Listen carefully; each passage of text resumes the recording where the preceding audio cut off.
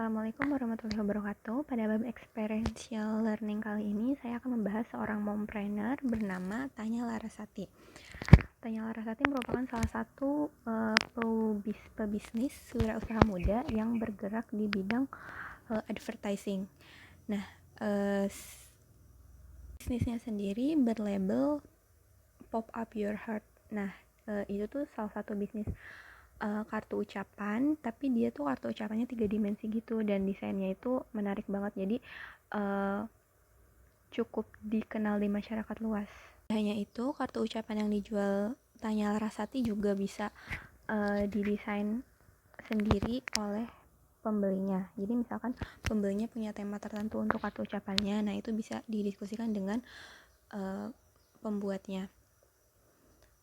Tanya Larasati memulai bisnisnya sejak tahun 2012 dan sampai sekarang tidak hanya kartu ucapan yang dia kerjakan, namun bisa berkembang sampai ke mahar, sampai ke kartu ucapan untuk pernikahan dan lain-lain. Jadi pokoknya bidang usaha yang digeluti Tanya Larasati itu kayak bidang kreatif desain gitu loh. Pemesanan dari produk Tanya Larasati juga beragam, tidak hanya siswa atau mahasiswa saja, namun bisa untuk kalangan di kantor dan di mana-mana, karena kan kartu ucapan ruang lingkupnya tidak terbatas ya. Jadi setiap momen itu pasti diabadikan dan ada regards-nya. Jadi ada kartu ucapannya. Pada tahun 2012 dia hanya memiliki 2 karyawan, namun pada saat tahun 2018 dia sudah memiliki 8 karyawan, dan sampai sekarang omset yang bisa diraihnya bisa sekitar 100 juta per bulan. Nah, karyawannya pun tidak hanya 11, sudah mencapai puluhan karyawan. Tanya Larasati juga tidak hanya seorang entrepreneur, namun dia juga seorang mompreneur. Hal ini dibuktikan karena Tanya Larasati sudah mempunyai 2 orang anak, dan anaknya juga sering dibawa ke kantor untuk mengikuti dia bertugas di kantor.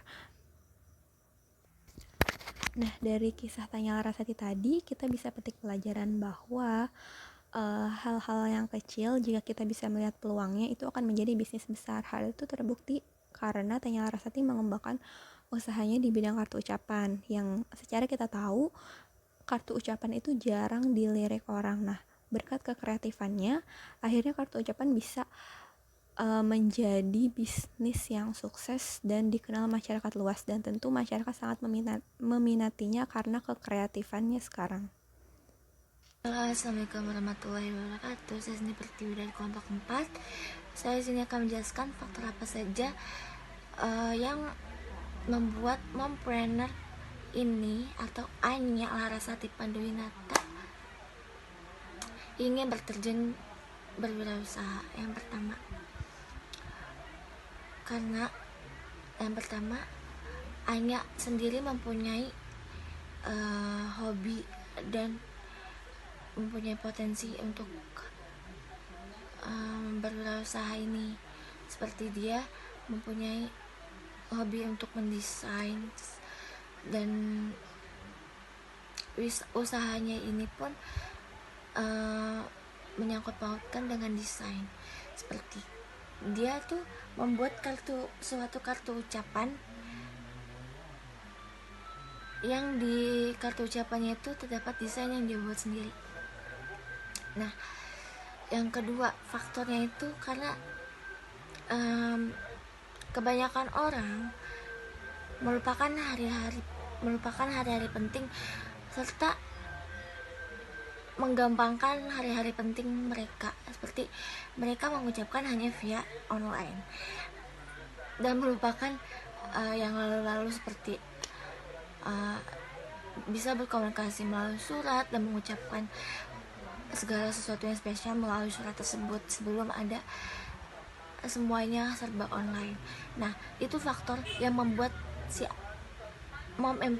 mompreneur ini mau berusaha seperti ini, karena jarang sekali orang untuk memulai usaha seperti ini. Selain dia mempunyai bakat dan pengalaman serta dia mempunyai ide seperti ini, dia ingin mengembalikan masa yang sudah hilang. Seperti zaman sekarang sudah jarang sekali orang berpikir untuk mengirim surat atau mengirim kartu ucapan di hari spesialnya untuk orang spesial, seperti itu. Yang kebanyakan orang pikirkan selama ini ya sudah, semua serba online, ya diucapkan secara online. Tapi enggak, untuk mompreneur ini hanya ini memikirkan apa yang hilang di zaman sekarang ini dan bisa menjadi usaha buat dia, yaitu ini salah satunya kartu ucapan, dan salah satu hobinya bisa dicampurkan untuk usahanya. Jadi itu salah satu dan beberapa faktor untuk mompreneur ini memulai usahanya, seperti itu. Terima kasih. Assalamualaikum warahmatullahi wabarakatuh. Assalamualaikum warahmatullahi wabarakatuh. Nama saya Siva Fojia, saya dari kelompok 4. Saya akan menjelaskan poin nomor 3, yaitu karakter pribadi seperti apakah dari narasumber tersebut. Nah, narasumber tersebut yang dari kelompok saya yaitu Tanya Larasati Panduwinata. Tanya Larasati Panduwinata adalah seorang selebgram dan juga pembisnis. Bisnis yang dia kembangkan adalah kreatif desain produk souvenir dan juga konten kreatif. Mulai usaha pada tahun 2012 dan awal usaha hanya sebesar 5 juta rupiah. Menurut saya, karakter yang dimiliki dari seorang Tanya Larasati Panduwinata yaitu pantang menyerah, pekerja keras, dan juga pemberani. Sekian, wassalamualaikum warahmatullahi wabarakatuh. Assalamualaikum warahmatullahi wabarakatuh. Saya Siva Friliani dari kelompok 4. Di sini saya akan membahas poin 4, yaitu apa saja hambatan yang dihadapi narasumber kita sebagai seorang mompreneur. Mompreneur adalah peran ganda yang dilakoni seorang ibu rumah tangga yang sudah memiliki anak. Selain mengurus anak dan rumah tangga, ia juga mengurus bisnisnya.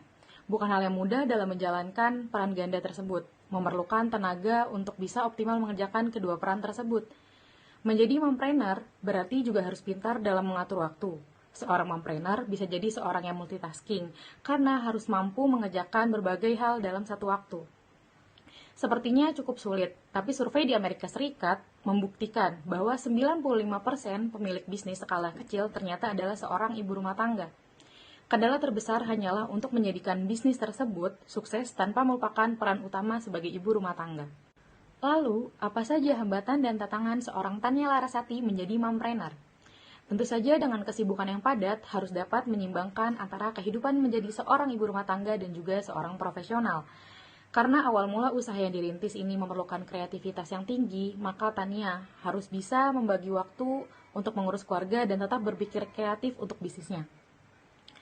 Mompreneur juga akan mendapatkan tekanan yang tentunya lebih banyak dibandingkan ibu rumah tangga biasa. Bukan hanya keluhan keluarga, melainkan komplain klien dan beberapa masalah lainnya juga akan membuatnya stres. Namun dari situlah seorang ibu harus bangkit dan mampu mengambil keputusan terbaiknya dengan mempertimbangkan keluarga, logika, perasaan, dan egonya. Terkadang keputusan yang diambil secara manusiawi juga akan mendatangkan hal yang positif. Mungkin hal ini cukup sulit bagi sebagian besar ibu rumah tangga yang juga ingin menjalankan bisnis. Tetapi karena Tanya memulai usahanya dengan hobinya membuat prakarya, membuatnya senang menjalani usaha tersebut. Dan dengan sejumlah pengorbanan yang telah dilakukannya, membuat Tanya enggan menutup bisnisnya tersebut. Dan juga karena seiring berjalannya waktu, makin besar usaha yang dijalankannya itu dan memiliki banyak peminat, menjadikannya seorang mompreneur yang sukses dan dikenal di Indonesia. Sekian presentasi dari kelompok kami, kurang lebihnya harap dimaklumi. Wassalamualaikum warahmatullahi wabarakatuh.